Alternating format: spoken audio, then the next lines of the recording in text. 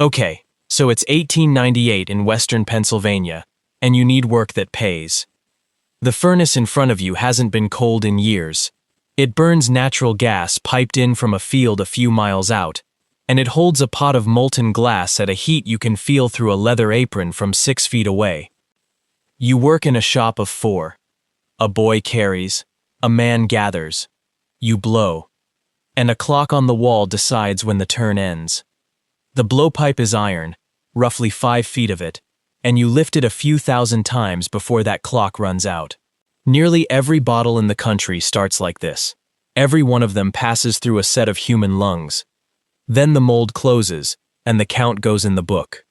So the question isn't what a bottle sells for, it's what this job is actually paying you to be. Here's what that picture leaves out. The picture is a hot, dirty factory floor, which usually reads as a poor man's job. It wasn't. Historians estimate the average American factory wage around 1900 ran near 20 cents an hour. Call it $600 across a full year of work. A journeyman bottle blower on the negotiated scale cleared a solid multiple of that. Records from the period don't give one clean annual number for him, so hold it as a multiple and not as a figure. But the multiple is the point. He was paid like a man whose seat couldn't be filled by whoever showed up at the gate. And be precise about which man that is. This is a journeyman, blowing common ware in an organized shop. Not the boy carrying to the annealing oven, who was paid in cents. Not the top hand on specialty ware, whose numbers are the ones that tend to survive in print. The middle of the trade. That's the man this episode follows. Which brings up the obvious question. A trade this well paid, in an industry expanding this fast, should have filled up with new men until the pay came back down to ordinary. It didn't. For roughly 2 decades it held. Because the thing being sold in that shop was never really the bottle. The count in the book measured bottles. The scale in the book measured something else. And the difference between those two things is the whole trade. Glass was the product. Access was the asset. You're not paid to shape glass. You're paid to be one of the few people who can. This trade died of a capacity ceiling. That's the third of the 5 ways a job goes extinct, and it's the least intuitive one, because a ceiling doesn't look like a threat while you're standing under it. It looks like security. So start with the demand, because the demand is what built the ceiling in the first place. In the last quarter of the 19th century, an enormous amount of American commerce moved into glass containers. Patent medicine, beer and soda water, preserved food, ink, whiskey, milk. A product that used to be sold out of a barrel into whatever vessel the customer carried in was now sold sealed, labeled, and identical to the one beside it on the shelf. That shift needed containers by the million. And a bottle is a hard object to make. The neck has to take a closure that fits every other neck in the order. The walls have to be even enough not to fail under pressure, and the whole thing has to come out of a furnace at working heat and cool without cracking. Around 1880, one instrument could do that. A trained man with a pipe and a mold. Not a cheaper one, the only one. Semi-automatic equipment existed and was spreading through parts of the industry, but it still needed a hand on it. Someone had to gather the glass out of the pot. Someone had to judge the gather. So the output of the entire American bottle supply was set by a number nobody at the time wrote on a wall. How many men in the country could do this? That's the ceiling. Demand climbs past it, and the trade doesn't scale with it, because you can't add capacity by adding capital. You add capacity by adding trained men, and men take years. Which is why the pay held. The bottler paid it, put it into the price of the bottle, and passed it along to whoever bought the medicine. So far, so good. Now, there wasn't one kind of glass worker. There were 4, and the distance between the top and the bottom of that shop was wider than the distance between the shop and the street.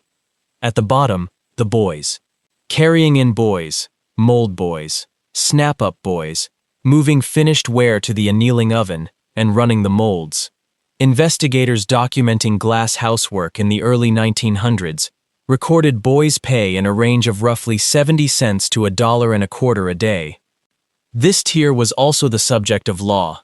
An account from the period describes the Illinois Factory Act of 1893, setting an age floor and carrying provisions written specifically for glass bottle work, which tells you the tier was large enough for legislators to name it. Next, the gatherer. He took glass out of the pot on the end of the pipe and judged the amount by eye and by feel, and if he judged it wrong, the man after him couldn't save it. Then the journeyman blower on common ware. Beer bottles, prescription vials, standard flasks. Repetitive shapes, high volume, negotiated scale. This tier is most of the trade. And at the top, the specialty hand and the shop foreman. Odd shapes, thin walls, difficult wear. The work where a high failure rate is normal, and the pay reflects it. Here's the structural point about that top tier. When a wage figure from this industry survives into a modern source, it's usually his. Printed scales, quoted testimony, the numbers that got written down and kept. Take that figure as the trade's typical earnings, and you overstate the middle badly.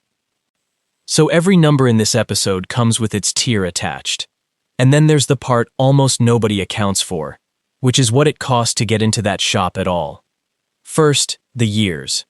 You entered young and spent a stretch of apprenticeship earning at the boy's rate, or near it, learning at the elbow of a man who was working under a clock. Period records don't give a clean national figure for how long that took, but this was measured in years, not weeks. Hold on to that. It matters more than anything else in this episode. Second, tools. A blower's pipes and hand tools were his own to buy and maintain, and iron at working heat is a consumable. Third, the organization. Dues to the association that negotiated the scale you were paid on. That scale was real, and it was published, adopted jointly by the Glass Bottle Blowers Association and the Manufacturers Association, and copies of it survive in university archives today. It set what each class of ware paid.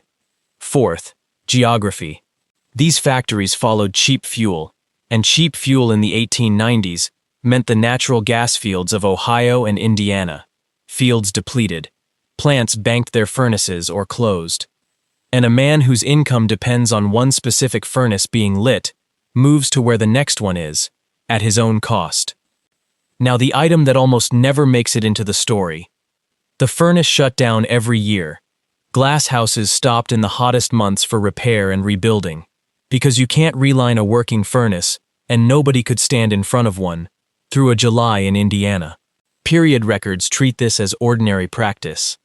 So the year had two parts, the part you earned in and the part you didn't, which means the day rate on that published scale was never a year's income. It was a rate for the days the fire was in. Multiply it by a full calendar, and you get a number no blower ever saw. On paper, this trade paid a multiple of ordinary factory work, and it did pay that multiple, on the days it paid at all. Everything so far is the cost of standing in that shop. None of it explains why the shop stopped existing. So here's a question, and answer it in your head before you keep listening. The automatic bottle machine ended this trade. Did it win because it made a better bottle than a trained man could, or because it made a cheaper one? Most people take the second answer. It feels like the cynical one, and the cynical one is usually right. It's wrong here. The machine did not win on the cost of a bottle. It won by taking training time out of the equation that set the industry's output. Read that again. Because those are not the same claim, and the difference is the reason this trade could not defend itself. Think about what limited each side. A blower's output was capped by his turn. He worked to a clock, at a rate a human arm sustains, and the shop's count went in the book at the end of it. Wanting more bottles from him did nothing. The cap wasn't his willingness, it was his body.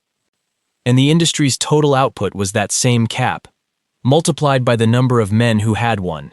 To raise it, you needed more trained men. Training took years. Now the machine, its output was capped by capital. Want more bottles, lease another unit, wire it, staff it. And capital arrives faster than a man learns. That's the whole thing. Two supply curves, one bounded by human training time, one bounded by money. Demand for bottles was climbing hard against both. Only one of them could answer it.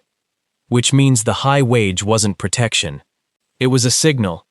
A published scale is a public document. It tells anyone who reads it how much money is sitting inside the bottleneck, priced per gross, by class of ware.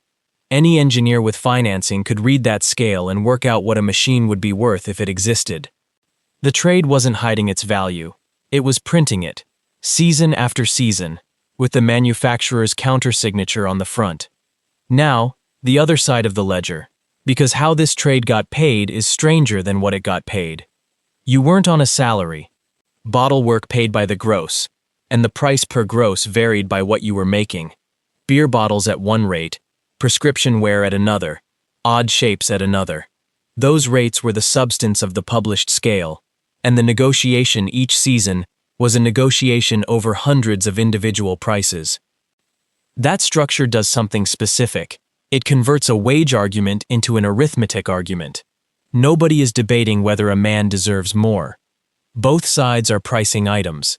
And the pay landed on the shop, not the man. 4 workers, 1 count. The blower stood at the top of that division, and the boy carrying in stood at the bottom, and the split between them was not decided by the boy. So a boy at 70 cents a day, and a blower on scale, were paid out of the same output, in the same turn, off the same book. Then the deductions. Tools he replaced himself, dues, moving costs when the gas field gave out, and no earnings at all during the annual stop, with a household that ran 12 months regardless. Now, here's where it breaks down, and it's in the working rules rather than the wage scale. Those jointly adopted documents governed how the count itself was taken, what constituted a turn, how ware was classified, how a shop's output was measured and credited. Rules of that kind set an effective limit on how much any one shop could book in a given period. And a limit on output per man is the thing that holds a price up.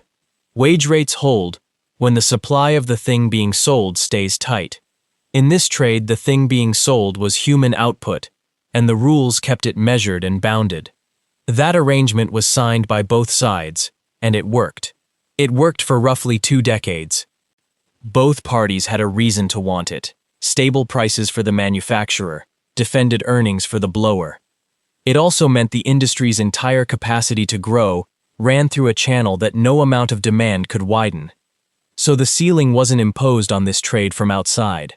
It was in the contract, in writing, agreed to by everyone at the table, for reasons that made sense to all of them at the time. Which brings up the detail that makes this whole story worth sitting through. Those wage scale documents kept being published as the industry mechanized, and the surviving volumes are subdivided by section: covered pot, stopper grinding, tanks, and machine. There's a Glass Bottle Blowers Association wage scale for the 1917 to 1918 season, held today in a university archive, whose subject is machine work. The organization built to defend hand blowing was, by then, negotiating the rate paid at the equipment that now made the ware with 2 men instead of 4. The same bargaining table, the same countersignatures, a new section header. The trade didn't refuse to price its own replacement. It priced it. And that's the most rational thing anyone in this story did. The men at that table understood what they were looking at better than any outside observer. The ware was going to be made either way. The only open question was who would be paid to stand near the machine making it, and at what rate. So they went and negotiated that rate. You can read the whole extinction in a table of contents. The scale for 1920 to 1921 has 6 parts. Only one of them is about a man with a pipe. 1900 is the top of this trade. Practically every bottle in the United States is still made by a hand blower. The scale is negotiated and jointly signed. The count goes in the book, and the man doing it is among the better paid industrial workers in the country. He has no reason to think the arrangement is fragile. The first signal was already on his own floor, and it read as reassurance rather than warning. Semi-automatic machines had been working in parts of the industry for years. Every one of them still needed a man to gather the glass out of the pot and judge the amount by eye. So the lesson the shop drew was the comforting one. The machine still needs us. That was true. It was also the wrong thing to watch. because the gather was the last human step in the process, not a permanent one. In Toledo, Ohio, Michael Owens was working on a machine that pulled glass from the pot by suction. That's the whole invention, in economic terms. Take out the gather, and you take out the last reason a bottle has to pass near a trained man. The first lease for an Owens machine was issued in 1904, with a number of leases following in 1905. That date is firm enough that bottle researchers today use 1905 as the earliest point a machine-made suction scar can appear. Now the economics, because the machine did not win on craft. Records from the period put the commercial machine of that year at around 9 bottles a minute, which is roughly 13,000 in a day, running with about 2 men on a shift. 9 a minute sounds unimpressive. Compare it properly, and it stops being about speed at all. Not machine against man, machine against shop. The shop was 4 people, one of whom had spent years becoming the person he was. The machine's 2 attendants had not spent years becoming anything. So the output arrived with fewer men attached, and none of the men still attached were scarce. And then the part that mattered more than the rate. It ran continuously. No turn, no clock ending the count, no ceiling set by what an arm sustains across a shift. Commonly cited figures put the labor cost reduction somewhere around 80%, and that's an estimate rather than a measurement, but the direction isn't in question. The machine also came into the industry on a lease rather than a sale, licensed by class of ware, which means it entered the same way the wage scale did, priced by what it was making.